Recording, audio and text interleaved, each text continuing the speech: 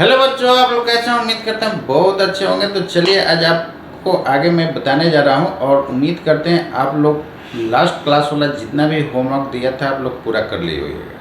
तो चलिए आज मैं बताने जा रहा हूं रिजल्टेंट ऑफ टू वेक्टर्स। तो हेडिंग आप लोग दीजिएगा रिजल्टेंट ऑफ टू वेक्टर्स।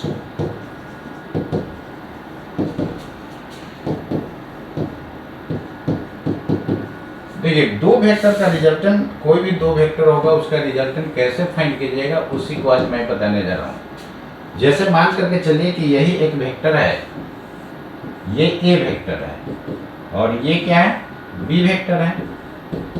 तो रिजल्टेंट दो वेक्टर के कैसे लिया जाता है, एक का हेड पे दूसरे का टेल रखा जाता है। तो इसको उठा करके आप इसके हेड पे रख सकते हैं। तो दो वेक्टर का रिजल्टेंट हम लोग कैसे निकालते हैं, जब भी हेड टेल करते जाते हैं तो रिजल्टेंट लिया जाता है फर्स्ट के टेल से लास्ट के हेड तक। तो यहाँ पर दोस्तों क्या होगा, रिजल्टेंट कौन सा होगा, फर्स्ट का टेल और लास्ट का हेड, यही आपका रिजल्टेंट होगा। रिजल्टेंट बोला जाए मतलब क्या बताए थे, वेक्टर सम कर देना है। इसको क्या किया जाता है, वेक्टर सम। तो R should be equal to A plus B. जैसे इस रिजल्टेंट का मैं लेंथ निकाल दूंगा तो क्या दे देगा, मैग्नीट्यूड दे देगा।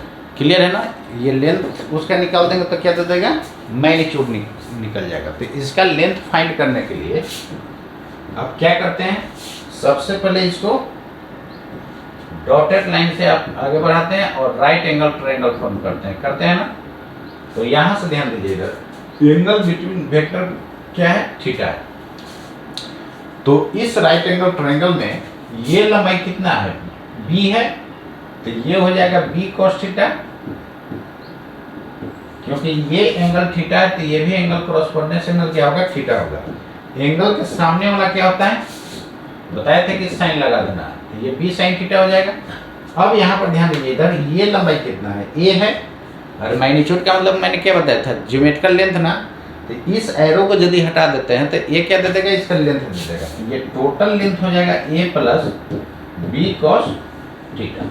तो यहाँ से रिजल्टेंट का मैग्नीट्यूड कितना हो जाएगा, R is equal to root under A plus B cos theta whole square plus B sine theta का whole square.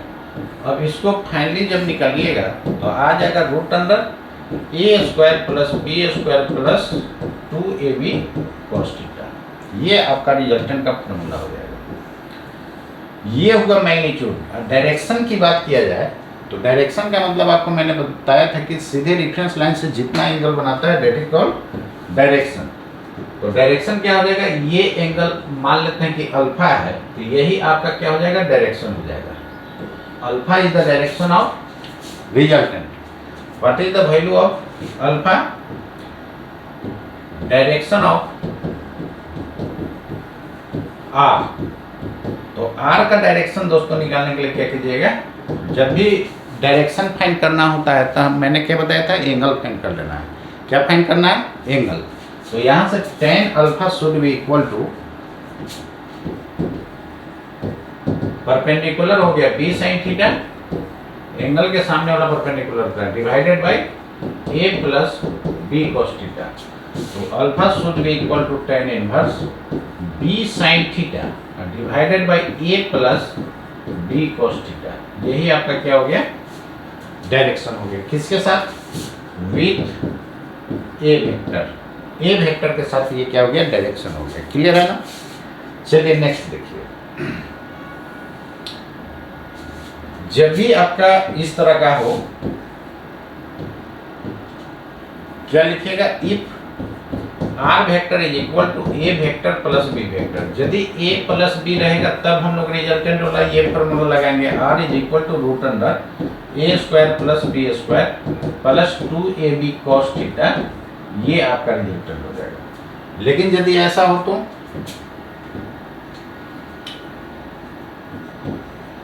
Are, if R is equal to A vector minus B vector. जब भी minus होगा तो यहाँ पर क्या लगाएंगे, minus रहेगा तो माइनस 2ab cos थीटा हो जाएगा, बाकी सब सेम रहेगा।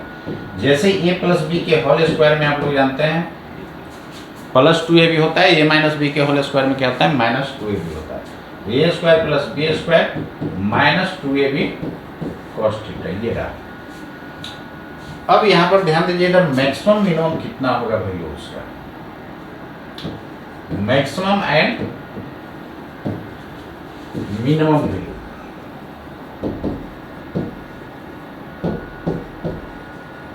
Value of R, maximum minimum value के लिए क्या करेंगे, सबसे पहले आर का वैल्यू कितना था, आर इज इक्वल टू था root under A square plus B square plus 2ab cos theta, यही था ना।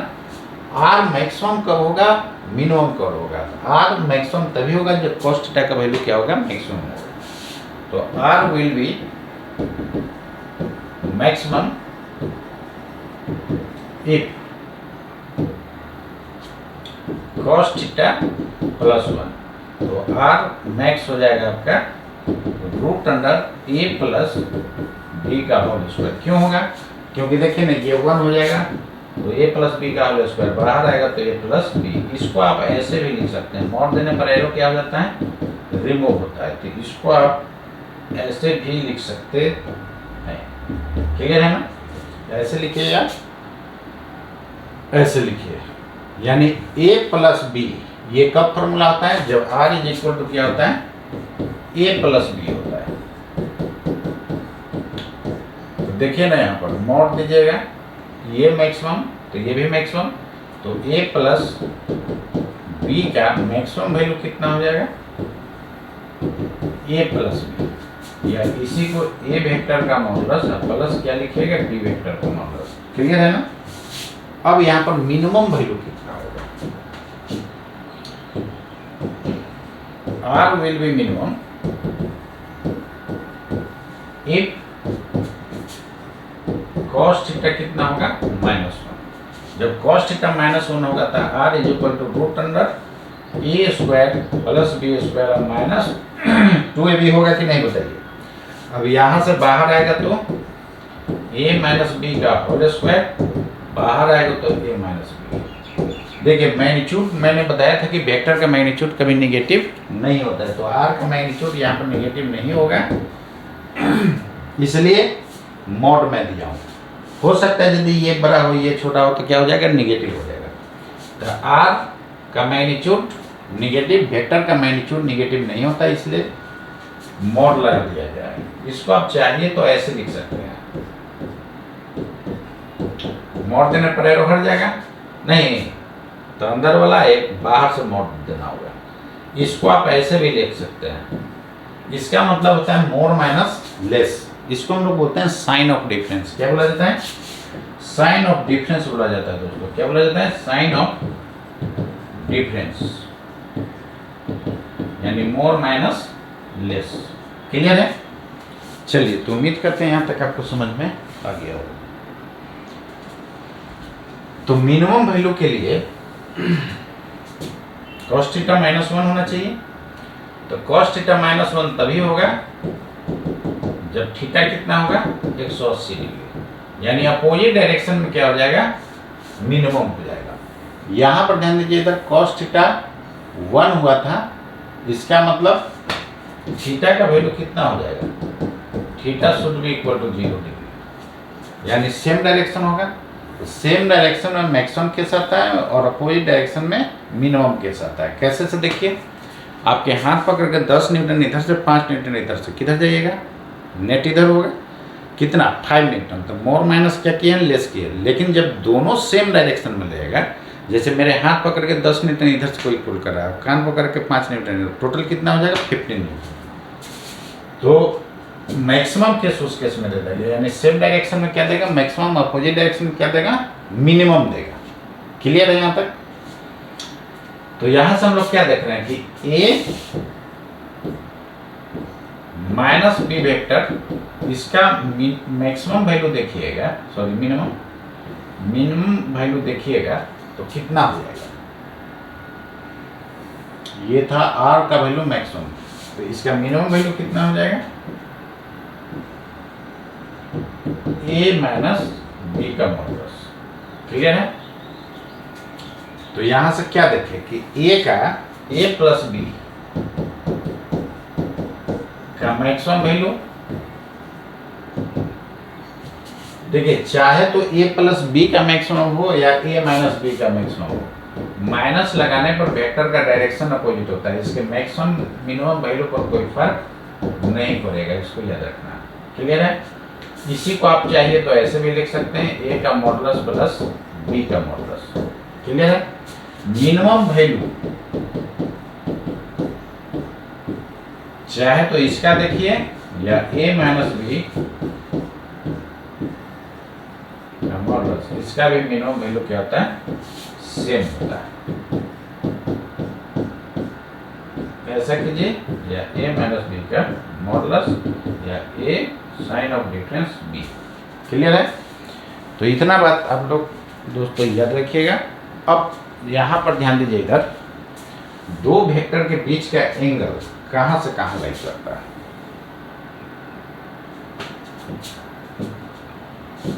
इसको याद रखिएगा, एंगल बिटवीन टू वेक्टर्स। तो एंगल बिटवीन टू वेक्टर्स कहां से कहां लाइक करेगा? 0 से 180 तक लाइक करता है। कहां से कहां तक लाइक करता है? 180 तक। ये कहां पर लिया जाता है? टेकन एट टेल या हेड लेते हैं। जब भी एंगल लेना होगा तो या तो टेल लीजिएगा या तो हेड लीजिएगा। हेड टेल कभी एंगल नहीं लिया जाता है। लेकिन यदि हेड टेल एंगल है तो एंगल बिटवीन वेक्टर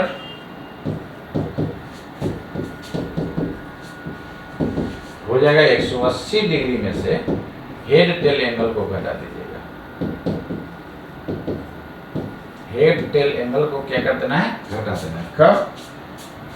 जब हेड टेल एंगल होगा तब। क्लियर? इसके बाद देखिए, तब दो वेक्टर के बीच का एंगल कहां पर लिया जाता है? या तो टेल या हेड। यही मान लेते हैं कोई वेक्टर है a और ये वेक्टर है b। तो दोनों का यहाँ देखिए तो टेल मैच कर रहा है ना, तो या तो हम लोग दोस्तों क्या लेते हैं? टेल एंगल लेते हैं या हेड एंगल लेते हैं। तो इसको यहाँ पर वेक्टर को शिफ्ट कीजिएगा। वेक्टर को पैरेलल शिफ्ट किया जा सकता है, इसको यहाँ पर शिफ्ट कर देंगे तो देखिए तो जितना ये एंगल होगा उतना ही ये एंगल होगा, क्रॉसपोंडेंस एंगल, और अल्टरनेट एंगल ये सेम होगा। यहाँ देखिए दोनों वेक्टर का क्या मिल रहा है? हेड मिल रहा है। इसी को वेक्टर को पैरेलल शिफ्ट किया हूँ तो ये b होगा, और इसको पैरेलल शिफ्ट किया हूँ तो ये क्या होगा? a होगा। और दोनों का यहाँ पर हेड मैच कर रहा है, तो चाहे तो एंगल टेल लिया जाता है, चाहे तो हेड। देखिए दोनों एंगल सेम है कि नहीं? सेम है। क्लियर है? चलिए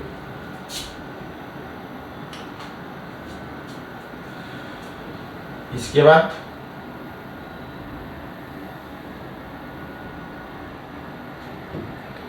मान लेते हैं कि एक वेक्टर ये है और दूसरा वेक्टर ये है। ये हेड टेल एंगल मान लेते हैं कि 120 डिग्री है। कितना डिग्री है? 120 डिग्री। तो आपसे पूछ रहा है कि एंगल बिटवीन वेक्टर्स कितना होगा। तो एंगल बिटवीन वेक्टर्स दोस्तों कहाँ पर लेते हैं हम लोग? टेल या हेड लेते हैं। इसको आप पैरेलल शिफ्ट कर दीजिए। तो ये ए वेक्टर है, ये बी वेक्टर है, तो ये एंगल क्या हो गया? टेल हो गया। तो ये कितना लिख सकते हैं? टोटल 180 होता है तो ये 60 डिग्री होगा कि नहीं? बताइए। इसलिए एंगल बिटवीन वेक्टर जब भी लिया जाता है तो कहाँ पर? टेल या हेड है। और यदि हेड टेल एंगल है तो क्या कर दीजिएगा? 180 degree minus head tail angle. तो कितना हो जाएगा दोस्तों? 180 माइनस 120, 60 डिग्री आंसर आ जाएगा कि नहीं? आंसर हो गया। क्लियर है? तो जब भी हेड टेल एंगल पता है तो वेक्टर के बीच के एंगल फाइंड करने के लिए 180 डिग्री में से उसको क्या कर देना है? माइनस कर देना है। ये आपका वेक्टर के बीच का एंगल कहाँ पर लिया जाता है, इसको ध्यान रखिएगा, एकदम याद कर जाएगा। एंगल बिटवीन वेक्टर्स कहाँ पर? या तो टेल या तो हेड।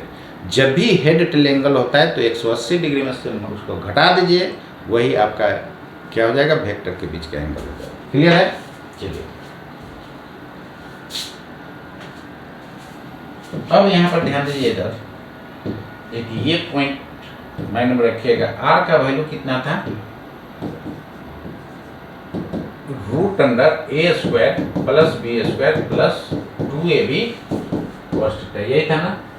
लेकिन जब ए और बी दोनों का मैग्नीट्यूड सेम हो जाए तब क्या होगा, तो r should be equal to A square, B की जगह ये लिखना होगा 2a square cos theta root under 2a 1 plus cos theta. What is the value of 1 plus cos theta, 2a square और ये हो जाएगा 2 cos स्क्वायर थीटा।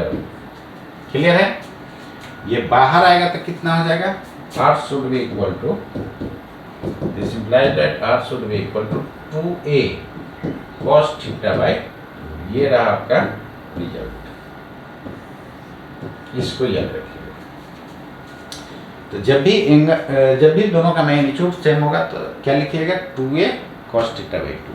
क्लियर है? चलिए इसके बाद if theta is equal to 90 degree then r is equal to root under a square plus b square plus 2ab cos 90। What is the value of cos 90? 0, a square plus b square, ये रहा आपका resultant. Clear? अब चलिए इस type का question आप देखिए कैसे इसको सोल्व कीजिएगा, उसको मैं बता रहा हूं। जैसे मान करके चलिए यही क्वेश्चन है,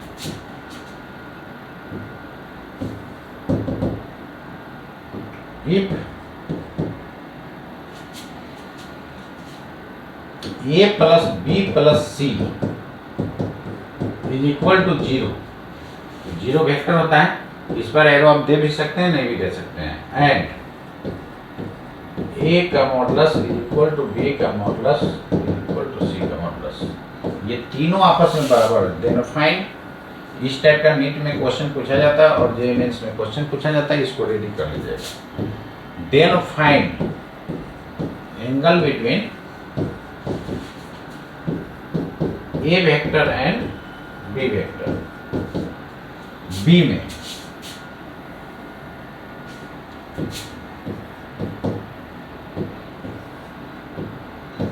में आपको फाइंड करना है b और a के बीच का एंगल, ये एंड का सिंबल होता है, पता है ना। c में फाइंड करना है c और a के बीच का एंगल, और d में फाइंड करना है 2a एंड 3b के बीच का एंगल। याद रखिएगा, वेक्टर में जब पॉजिटिव से गुना करते हैं तो उसकी केवल डायरेक्शन चेंज नहीं होता है, केवल मैग्नीट्यूड चेंज होता है। लेकिन जब निगेटिव से गुना किया जाता है तो डायरेक्शन जस्ट अपोजिट हो जाता है और मैग्नीट्यूड भी बदलेगा। यदि -1 नहीं होगा तब ई में देखिए, A cap and B cap. F में देखिए,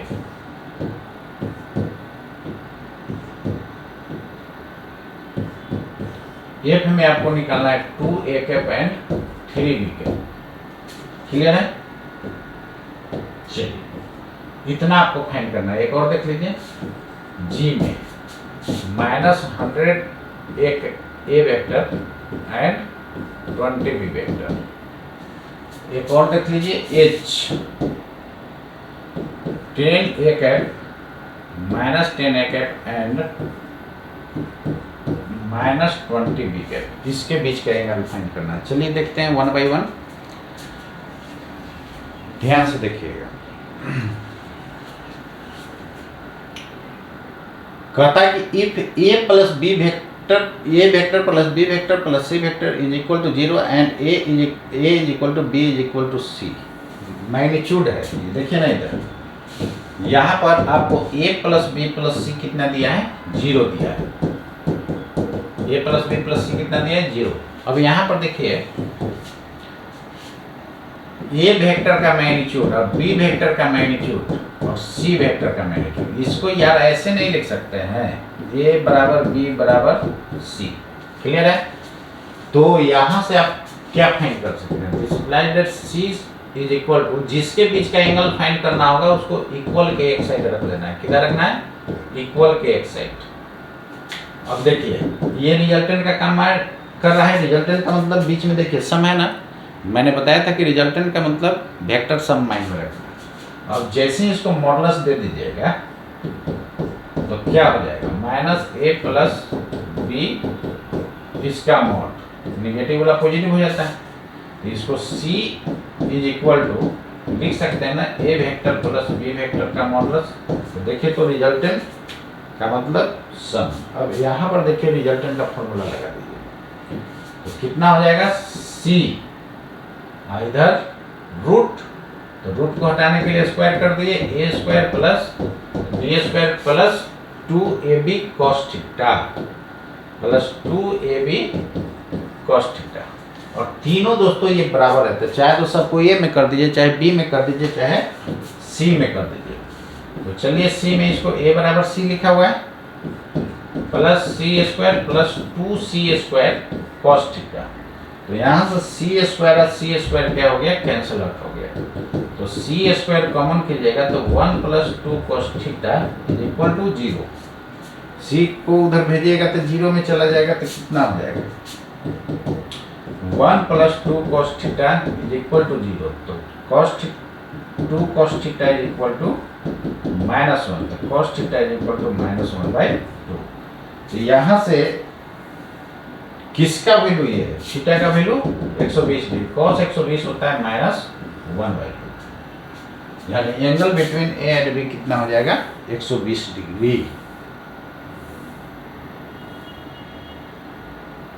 ए और बी के बीच का एंगल कितना हो गया दोस्तों, 120। अब बताइए ना, इतना लॉन्ग सोल्व करना पड़ रहा है, इसको भी उतना लॉन्ग करेंगे, इसको भी इतना लॉन्ग, इसको भी उतना, समझ रहे हैं कितना पेज चला जाएगा।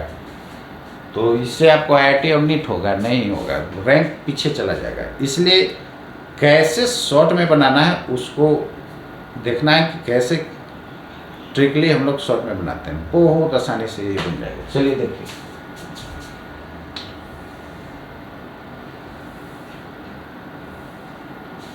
ये क्वेश्चन जितना लिया है ना जगह, उससे भी कम में टोटल बन जाएगा। क्या कहता है, ए प्लस बी प्लस सी,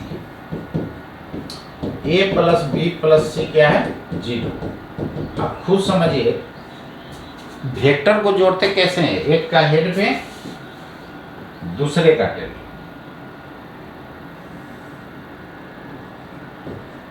ठीक है।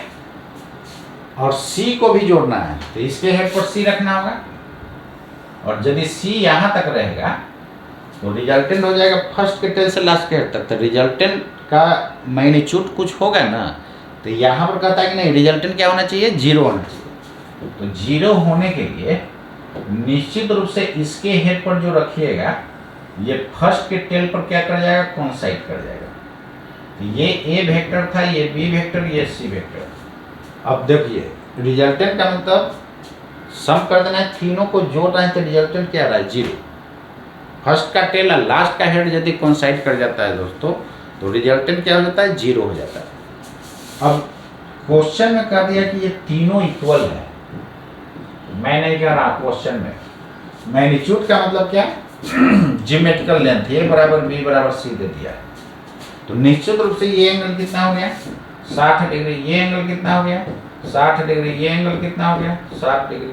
क्लियर। तो हेड टेल एंगल 60 डिग्री है, तो क्या मैंने बताया था कि 180 में से उसको घटा दीजिएगा तो क्या देता है, वेक्टर के बीच के एंगल देता है। क्लियर है ना। तो हेड टेल ए और बी के, इसका हेड इसका टेल 60 डिग्री है, तो हेड टेल एंगल 60 है, तो 180 में से माइनस कर दीजिए, मतलब कितना हो जाएगा, 120 डिग्री। ऐसे भी देखिए, वेक्टर के बीच का एंगल क्या मैं बोला था, कहाँ पर लेना है, टेल टेल या हेड। इसको यदि आप शिफ्ट करते हैं पैरेलल, वेक्टर को पैरेलल कहीं भी शिफ्ट किया जाता है। क्यों पैरेलल शिफ्ट करते हैं, देखिए ना, जितना लेंथ ये है उतना ही लेंथ ये है, तो लंबाई सेम है। और मान लीजिए कि हमको जाना है ईस्ट में, तो जा रहे हैं, वहां से किसी को ईस्ट में जाना होगा तो ऐसे जाएगा पैरेलल। तो डायरेक्शन भी सेम है और लेंथ भी सेम है, मैग्नीट्यूड सेम है, तो वेक्टर सेम होगा कि नहीं, बोलिए। अब देखिए टेल टेल एंगल कितना हो जाएगा, 120 डिग्री होगा कि नहीं, वही तो आंसर आया था। क्लियर, मजा आया ना, बहुत मजा आएगा। तो ए और बी के बीच का एंगल कितना हो गया, 120 डिग्री। बी और ए, अरे ये तो वही चीज हो गया क्वेश्चन। ए और बी बोलिए या बी और ए बोलिए, ये बेवकूफ बनाने के लिए आपको दिया। ये भी कितना 120 डिग्री। सी एंड ए ये कितना, तो सी और ए के बीच, इसको बी और सी करना दीजिए, ये दोनों तो सेम ही है, इसको सेम रहने से क्या फायदा है। बी और सी, बी और सी के बीच के बी एंगल कितना होगा 120 डिग्री होगा। कैसे देखिए, बी और सी के बीच हेड टेल एंगल कितना है 60 डिग्री, तो 180 में से इसको घटा दीजिएगा तो वही ना वेक्टर के बीच के एंगल होगा। सी और ए के बीच के भी देखिए हेड टेल एंगल 60 है, तो 180 में से घटा देंगे तो ये भी एंगल निकल जाएगा, यानी इसका कितना, ये आंसर आपका हो गया 120, ये भी 120। इसमें देखिए पॉजिटिव से गुना करने पर 2 से गुना किए तो उसका लंबाई केवल डबल हो गया, इसका लंबाई कितना हो गया ट्रिपल। तो आप खुद समझिए एंगल बदल जाएगा कि वही रहेगा, वही रहेगा ना। कैसे से देखिए यहाँ पे ए वाला का लंबाई 3 टाइम्स कर दीजिए, अब बी वाला का 2 टाइम्स, तो एंगल बदलेगा, ये लेंथ ना डायरेक्शन तो वही है। इसको 10 टाइम्स भी कर दीजिएगा, इसको 20 टाइम्स कर दीजिएगा तो एंगल वही रहेगा। तो याद रखिएगा जब सेम साइन होगा तो सेम एंगल होगा, सेम साइन सेम एंगल। यहाँ पर देखिए सेम साइन है, दोनों का साइन पॉजिटिव है, तो एंगल क्या होगा सेम। तो जो एक ए और बी के बीच का एंगल था वही इसके बीच का हो जाएगा। एक है यूनिट वेक्टर, यूनिट वेक्टर का डायरेक्शन वेक्टर की तरफ होता है। कैसे से देखिए, एक लिखिएगा तो ए वेक्टर में मैग्नीट्यूड से भाग दे देंगे, भूल गए क्या, पहले ही बताए थे ना लास्ट क्लास। तो ये कितना हो जाएगा ए वेक्टर डिवाइडेड बाय ए, मोड़ देने पर एरो क्या हो जाता है रिमूव हो जाता है। आप खुद समझिए जिधर इसका डायरेक्शन होगा उधर ही नहीं इसका डायरेक्शन होगा, इसका तो है नहीं, दोनों तरफ इक्वल कब होगा जब दोनों का डायरेक्शन सेम। तो ए कैप का डायरेक्शन इधर और बी कैप का डायरेक्शन इधर, तो डायरेक्शन ए कैप का इधर बी कैप का इधर, तो एंगल बदल जाएगा कि वही रहेगा, वही रहेगा। इसका मतलब कि यहाँ पर ए और ए कैप और बी कैप के बीच का एंगल भी कितना हो जाएगा 120 डिग्री हो जाएगा। अब देखिए सेम साइन है तो ये भी 120, यहाँ पर देखिए अपोजिट साइन है, जब भी अपोजिट साइन रहेगा क्या कर देना 180 में से सेम साइन वाला घटा देना। तो ए और बी जब सेम साइन था तब एंगल कितना था 120 डिग्री। अब अपोजिट साइन है तो 180 में से उसको क्या कर देना माइनस कर देना, तो 180 में से 120 घटा दीजिएगा तो 60 डिग्री आ जाएगा कि नहीं, आंसर हो गया। यहाँ पर देखिए सेम साइन सेम एंगल, तो ए और बी के बीच का एंगल कितना था 120 डिग्री, हो गया आंसर। लेकिन बुक और क्वेश्चन बैंक में कहीं भी सॉल्यूशन देखिए या किसी भी इंस्टीट्यूट में देखिएगा सॉल्यूशन आपको जो है इसी तरह दिया जाता है, ये लॉन्ग करके। अब बताइए उतना लॉन्ग करेंगे तो इस क्वेश्चन को बनाने के लिए कितना पेज का जरूरत पड़ता है, बहुत ज़्यादा। तो उम्मीद करते हैं दोस्तों ये बात आपको समझ में आ गया होगा, ठीक है। चलिए अपोजिट साइन रहेगा तो क्या हो जाएगा, ए वाला पॉजिटिव है, अब बी में माइनस लगा दीजिएगा तो माइनस लगाने पर वेक्टर का डायरेक्शन जस्ट अपोजिट हो जाता है, तो जस्ट अपोजिट इधर ना हो जाएगा, तब टेल टेल एंगल कितना 60 डिग्री हो जाएगा कि नहीं। इसलिए मैंने बोला कि जब भी अपोजिट साइन होगा तो 180 में से उसको घटा दीजिए सेम साइन वाला का, वो आपका हो जाएगा वेक्टर का बीच का एंगल। क्लियर है, तो उम्मीद करते हैं ये आपको समझ में आया होगा। तो इसी टाइप का एक क्वेश्चन जो है आपको मैं HW दे रहा हूँ, इसको घर पे सोल्व कीजिएगा, एकदम आंसर इसको बताइएगा कितना रहा। If A vector plus B vector is equal to C vector and A का मॉडुलस बी का मॉडुलस और सी का मॉडुलस ये तीनों क्या है इक्वल है, then find the angle between A में A vector and B vector, B में B vector and C vector, C में सी एंड ए, क्लियर है, डी में A cap and B cap, E में 10 A cap and -20 B cap, F में 100 सी and -20b। Clear है?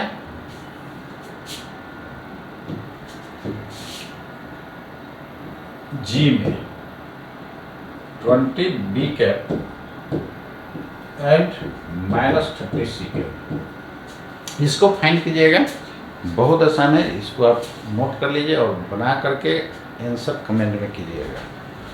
देखते हैं कितने लोग इसको सोल्व करता है। और नीट में जो है यहाँ से क्वेश्चन हमेशा आते रहता है और जेईई मेंस वालों को वही अब पूछा जा रहा है, इसलिए दोस्तों इसको हर हाल में रेडी कर लीजिएगा। और जितना मैं पढ़ा रहा हूँ एकदम धुआं उड़ा दीजिए, एकदम इतना मज़े से पढ़िए ना, उसको एकदम चुटकी में सोल्व करते जाइए। यदि आपके पास थ्योरी है तो क्वेश्चन बहुत आसानी से सोल्व होते जाएगा।